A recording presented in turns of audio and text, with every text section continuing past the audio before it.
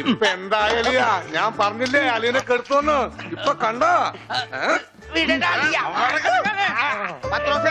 Money order പിടിച്ചേക്കുന്ന പോലെ പിടിച്ചേക്കണം. ഇത് ലസ്യോണ് കേട്ടാ. എന്ത് മത്സ്യം? മത്സ്യോന്റെ നസ്യോണെന്ന്. ഇതിങ്ങനെ മൂക്കിലേക്ക് ഊതിക്കേറ്റും കേട്ടോ കൊണ്ടുവരാനെ.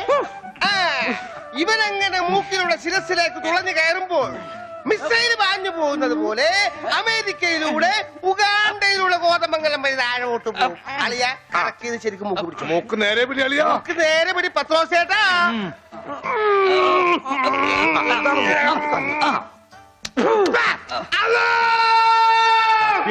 ബാങ്ക് കൊടുക്കുന്നത് പിന്നെ ശിരസിൽ കയറിയ പള്ളി പണി അടിക്കാൻ പറ്റുവാടാ. അല്ലോ ഇരിക്കൂ, സമാധാനമായിരിക്കൂ. അതൊന്നും കേട്ട് പേടിക്കണ്ട, നസ്യം ചെയ്യുന്നതാണ്. സാധാരണ ഈ ഷോക്ക് ട്രീറ്റ്മെന്റ് കൊടുക്കുന്നതിന് പകരം ആയുർവേദത്തിലുള്ള ഒരു പ്രയോഗമാണ് നസ്യം. സ്മൃതിഭ്രംശം വന്നവർക്ക് അത് കൊടുത്താൽ കഴിഞ്ഞതൊക്കെ ഓർമ്മ വരുമെന്നാണ് ആചാര്യന്മാർ പറയുന്നത്. ഓർമ്മ വന്നു, ഓർമ്മ വന്നു. എനിക്ക് എല്ലാം ഓർമ്മ വന്നു. കഴിഞ്ഞ ജന്മത്തിൽ നടന്ന എല്ലാ സംഭവങ്ങളും എനിക്ക് ഒറ്റയടിക്ക് ഓർമ്മ വന്നു. ആ നസ്യം എന്റെ നോസിലേക്കാണ് ഊതി കയറ്റിയത്. ഇപ്പൊ ഞാൻ നസ്രാണി അല്ലച്ചോ, നോസ്രാണിയാണ്. എന്റെ കർത്താവേ, അയ്യോ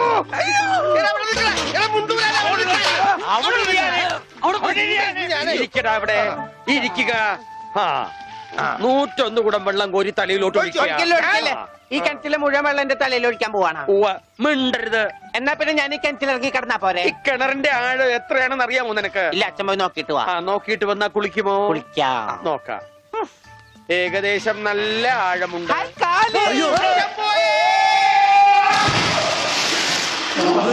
അച്ഛോ,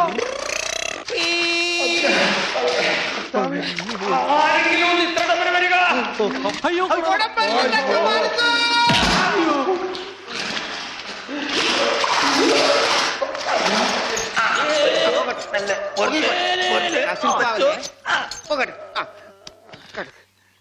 അനക്കല്ലേ ഈ മൺകിരിയുടെ തലേന്നൊന്നും ഊരിക്കോട്ടെ. കുടത്തിന്റെ ബാക്കി അച്ഛൻ വിഴുങ്ങിയ. അച്ഛന്റെ വയറ്റിൽ ഇത്രക്ക് മത്സ്യസമ്പത്താ.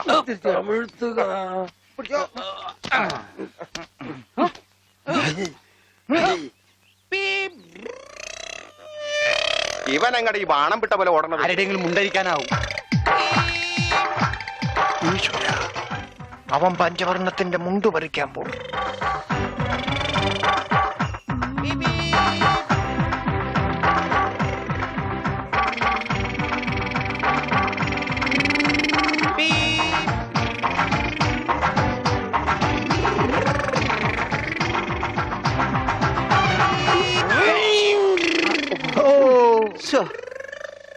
ഞാൻ വെറുതെ കൊതിപ്പിച്ച്.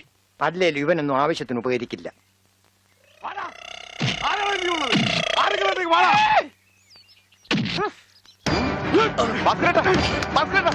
എന്തായി കാണിക്കുന്നത്?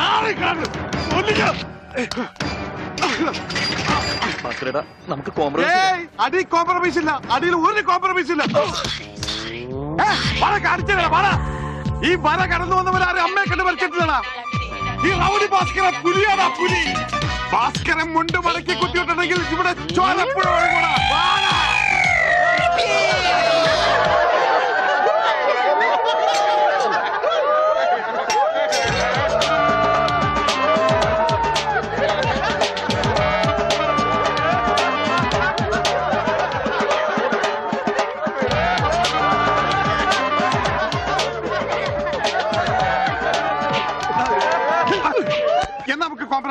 അടിയിൽ കോംപ്രമൈസ് ഇല്ല ചേട്ടാ. എന്റെ അടിയിൽ കോംപ്രമൈസ് ഇല്ലതാ പറഞ്ഞത്.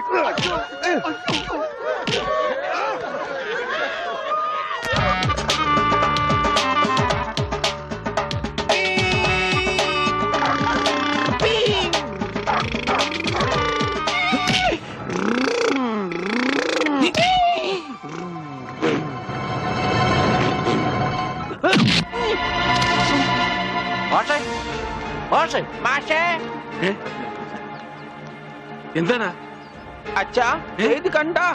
എന്താ ഗോപി? ചെക്കനെ മര്യാദക്ക് വളർത്തിയില്ലല്ലോ, നാട്ടുകാരെ തല്ലുള്ളൂ ചാവും.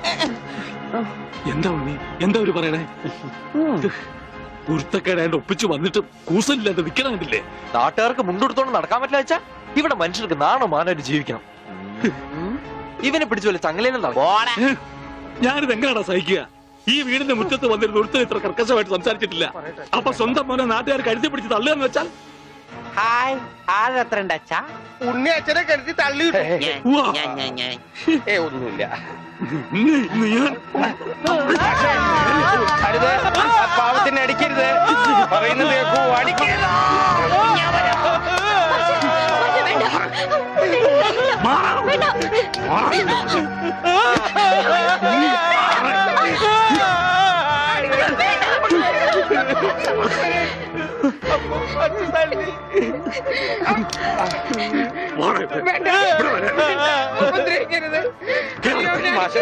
ഇനി പഠിക്ക് പോകുന്നു.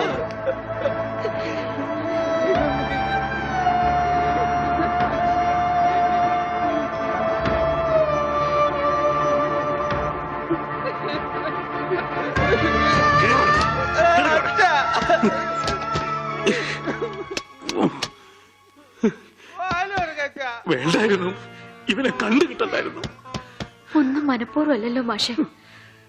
ഉണ്ണിയേട്ടന്റെ അസുഖമല്ലേ ഇങ്ങനെയൊക്കെ ചെയ്യിക്കുന്നേ?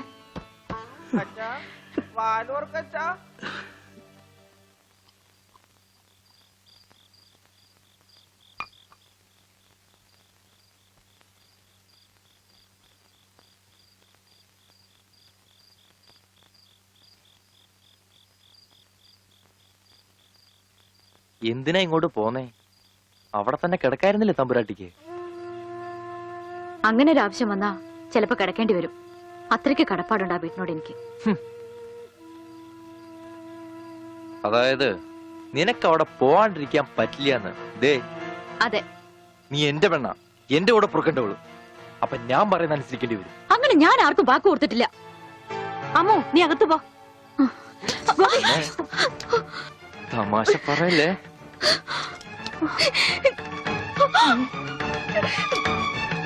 നീ എന്റെ പെണ്ണാണെന്നുള്ളത് നാട്ടുകാരെ അറിയിക്കേണ്ട കാര്യം എനിക്കില്ല.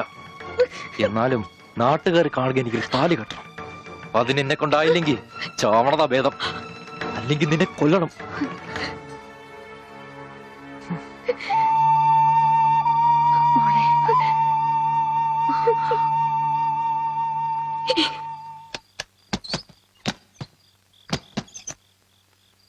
ഉണ്ണി, ഉണ്ണി. അച്ഛാ, കൈ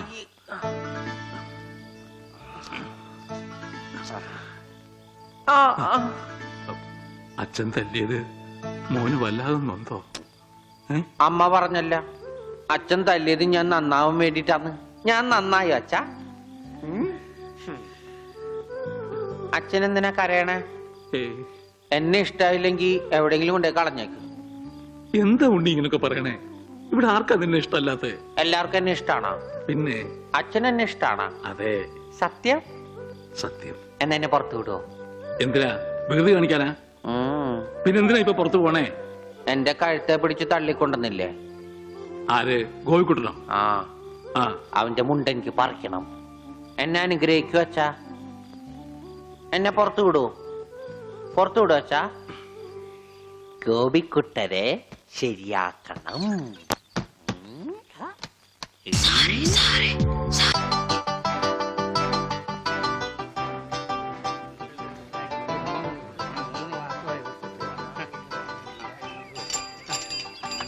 അയ്യോ, എന്താ ഇത്? ഒരു ക്യൂ പാലിച്ച എല്ലാവരും ഇങ്ങനെ കൂടി ഇന്ന് ഞാൻ എന്താ ചെയ്യുക? രാഘവ, എന്താ മുതലാളി? നിന്നോട് പലതവണ ഞാൻ പറഞ്ഞിട്ടുണ്ട് മുതലാളി എന്ന് വിളിക്കരുതെന്ന്. നീ എന്നെ സാറേ എന്ന് വിളിച്ചാ മതി. നീ പോയി സാറിന് ചായ മേടിച്ചുണ്ടാ ചെല്ല്.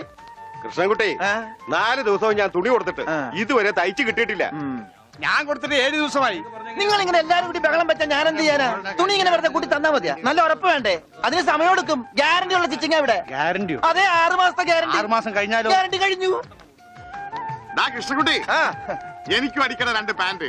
ഓ, ഭാസ്കരേട്ടനും കൂടി പാന്റ് എടുക്കുമ്പം നമ്മുടെ ഗ്രാമം പാൻസിന്റെ കാര്യത്തിൽ സമ്പൂർണ്ണ സാക്ഷരത നേടും. ഇതെന്താടാ പാന്റ് നീ വാടകയ്ക്കും കൊടുത്തു? അതെ, അടുത്തുള്ള ഗ്രാമത്തിൽ നിന്ന് ആരെങ്കിലും കല്യാണം മറ്റോ വിളിക്കാനായിട്ട് മുണ്ടെടുത്ത് വന്നാല് ഇവിടുന്ന് പാന്റ് എടുത്ത് അവർക്ക് അപമാന ഭീതി ഇല്ലാതെ നടക്കാം. മണിക്കൂറിന് 10 രൂപ 75 പൈസ. എന്താടാ 75 അത് അലവൻസ് ആണ്, വാഷിംഗ് അലവൻസ്. നീ കൊറേ നേടുന്നുണ്ടല്ലോ. ഇത് റോൾഡ് ഗോൾഡാ. അളവെടുക്കട്ടെ? നിക്കല്ലേ. ഒരു പാന്റ് അടിക്കാൻ എന്താടാ കൂലി? കൂലിയല്ല, ഫീസ് 150 രൂപ ഉള്ളൂ. 150 രൂപയെ? ഞാൻ ഒരു 50 രൂപ വരും. അയ്യോ, 50 രൂപയ്ക്ക് ട്രൗസർ അടിക്കാനേ പറ്റുള്ളൂ. ട്രൗസർ മതി.